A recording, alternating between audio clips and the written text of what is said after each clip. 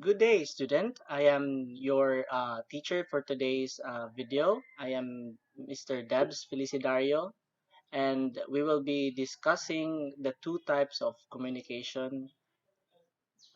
So, what is communication? It is simply the act of transferring information from one place to a person or group to another. It should be noted that every communication involves a sender and a receiver. Without it, it cannot be allowed communication. The sender is the one who starts the process of communication. When the sender has chosen a meaning, they encrypt the message and choose a channel to send it through to the recipient. On the other hand, the receiver is the only who decodes, interprets, and responds to the message of the sender. The receiver may be an individual or a group, and the receiver of the message gives the original sender a response or feedback. As mentioned earlier, communication has two types of verbal and nonverbal. Nonverbal communication includes gestures, body language, and other ways of expressing without words. So, meanwhile, verbal communication involves the use of spoken words to convey thoughts, ideas, and so nonverbal communication refers to communication that does not make use of language to communicate. Other than words, nonverbal communication involves body language again, gestures, appearance, and of course, silence. Verbal communications refers to communication that make use of language in expressing ideas or emotions. Communication utilizes speech to express or communicate what they wish to say or communicate. Importance of congruence in communication.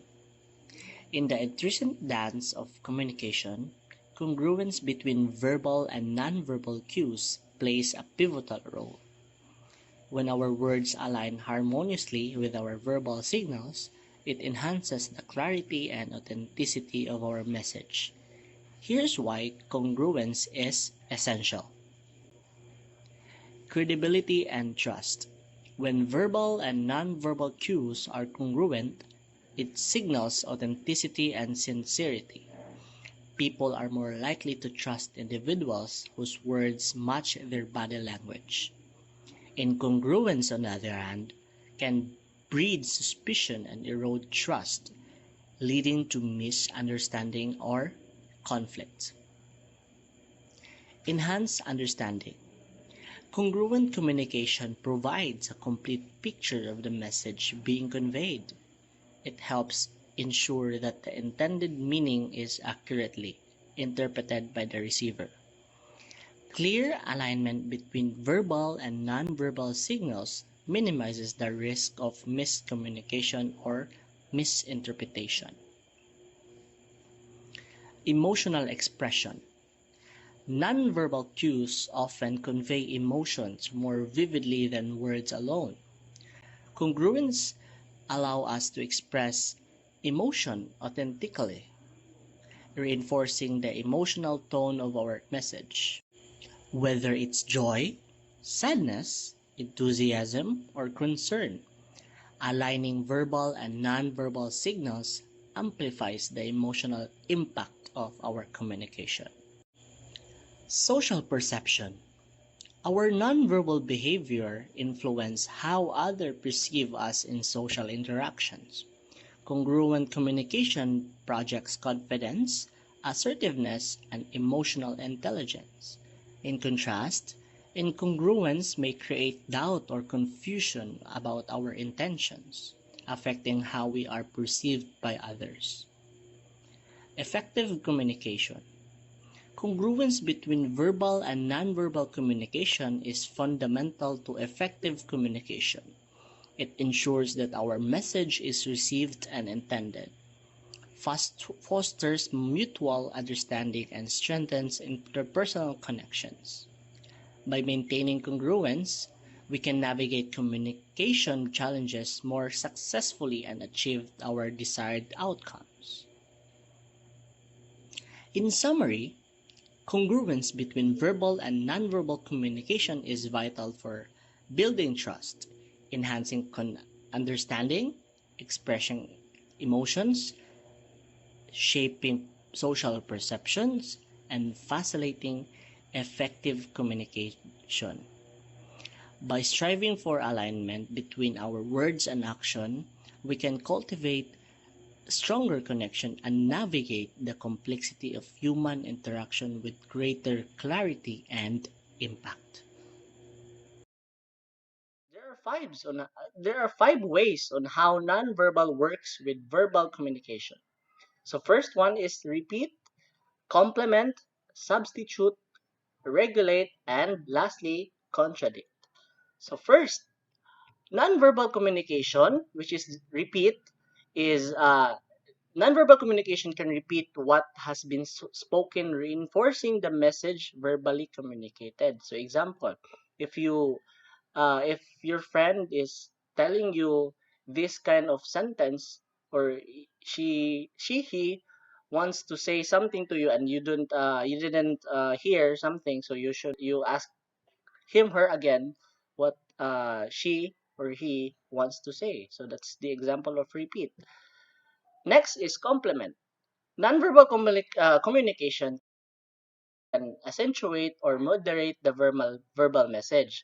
Hand and head motions can amplify what is being spoken, providing emphasis or indicating changes in volume. Next is substitute. So substitute is the completely replace for verbal communication, conveying messages without the needs for words. For instance, lower head and facial expressions of sadness can indicate feelings or defeat without any verbal explanation. So like for example, instead of always saying I love you to someone you love, you help them with ordinary things or as simple as hugging them to express your affection. Next one is regulate. So regulate is the one of the example of nonverbal communication that helps regulate the flow of conversation by signaling turns to speak or indicating a desire to contribute. Like actions like raising hands or making eye contact can regulate participation in the conversation. Lastly is the contradict. Sometimes nonverbal communication behaviors contradict the verbal message, revealing underlying emotion or intentions. So an example of it is if your partner tells you that they're okay, but their face certainly tells you that they're not okay. So this means they're contradicting what they told you.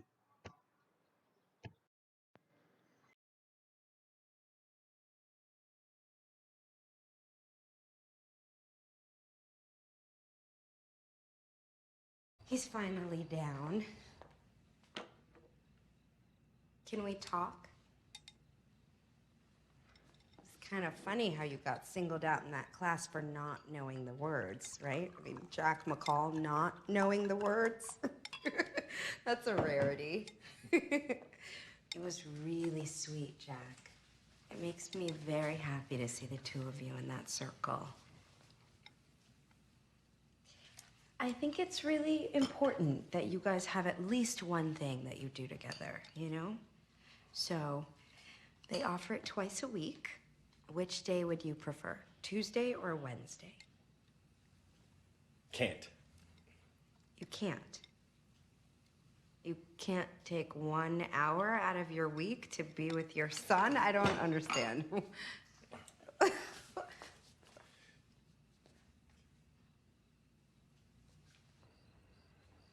With the pool, the view.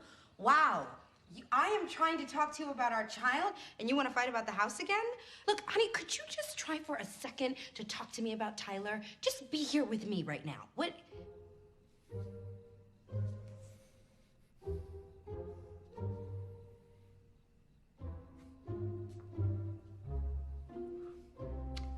definitely not. Okay, that's good to know. Sorry. Sorry. I'll let your son know that you're sorry.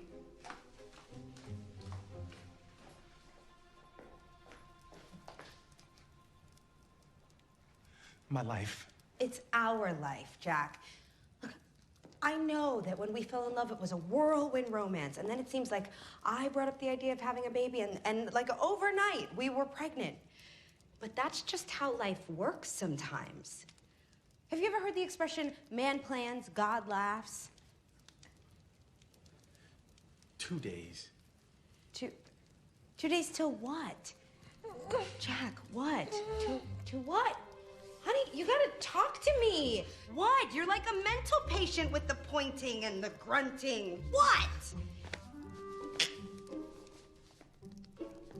Oh, all of my talking is making you sick.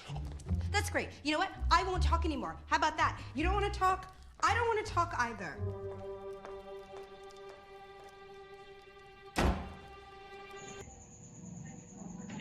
These are the different aspects of nonverbal communication. Chronemics. Chronemics refers to how people use time in communication. Being punctual for appointments or meeting is a common example of respecting others' time and demonstrating professionalism. Like for example, imagine you have a job interview scheduled for 9 a.m.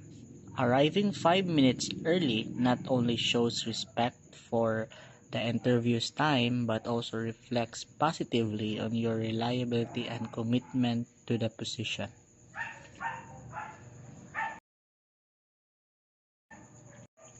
Second one is proxemics. Proxemics explores the use of space in communication. Different cultures and individuals have varying comfort levels with personal space, which can affect interaction and relationship. Like for example, in a crowded elevator, people tend to stand close together without feeling uncomfortable because the shared environment requires closer proximity. However, if someone stands too close during a casual conversation, it may make the other person feel uneasy or invaded.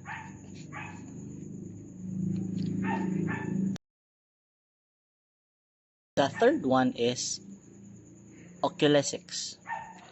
Oculesics focuses on eye behavior, such as eye contact and gaze patterns, which can convey emotions, intentions, and level of interest. Like for example, during a job interview, maintaining appropriate eye contact with the interviewers signals confidence and engagement.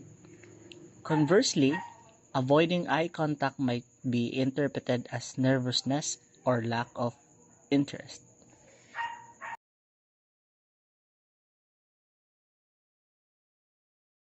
The fourth one is olfactics.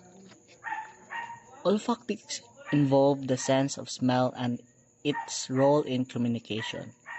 Scents can evoke emotions, memories, and influence perceptions in various social and cultural contexts. Like for example, walking into a bakery and smelling freshly baked bread can trigger feelings or comfort and nostalgia, making customers more likely to enjoy their experience and make a purchase.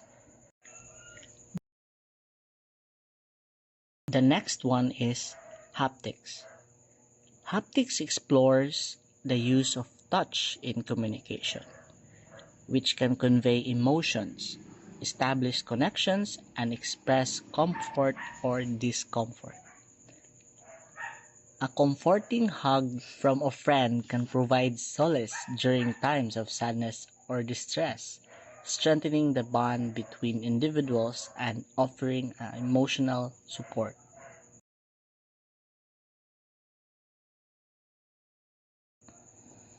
The next one is kinesics. Kinesics involves body movements and gestures which can enhance verbal communication, express emotion, and convey cultural meanings. Like, for example, in many cultures, a thumbs up gesture signifies approval or agreement, while crossing one arms may indicate defensiveness or disagreement.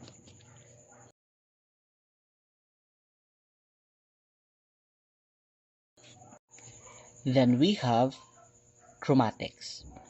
Chromatics explores the role of color in communication, branding, and cultural symbolism. Colors can evoke emotions, influence perception, and convey messages. Like, for example, in Western culture, red is often associated with passion, energy, and urgency. Fast food chains like McDonald's use red in their branding to stimulate appetite and convey a sense of excitement. At this juncture, there we have silence. At this juncture, silence. Silence can be a powerful form of communication, conveying meaning, emotions, and intentions. Pauses in speech or prolonged periods of silence can influence interaction and outcomes. An example of this is during a negotiation, a thoughtful pause after making a counteroffer can signal confidence and strategic thinking, potentially leading to more favorable outcome. Lastly, we have vocalics. Vocalics refers to the vocal aspects of communication, including tone, pitch, volume, and speech rate. These vocal cues can convey emotions, attitudes, and intentions. An example of this is when delivering speech, using a confident and enthusiastic tone of voice can captivate the audience and inspire action, while a monotone delivery may fail to engage listener and convey boredom.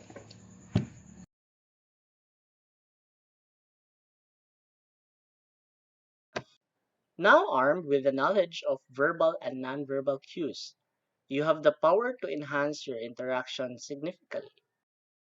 By understanding the nuances of both verbal and nonverbal communication, you can build stronger connections with others, foster better relationships, and make a positive impact in all areas of your life, whether it's in personal relationship, professional setting, or everyday encounters.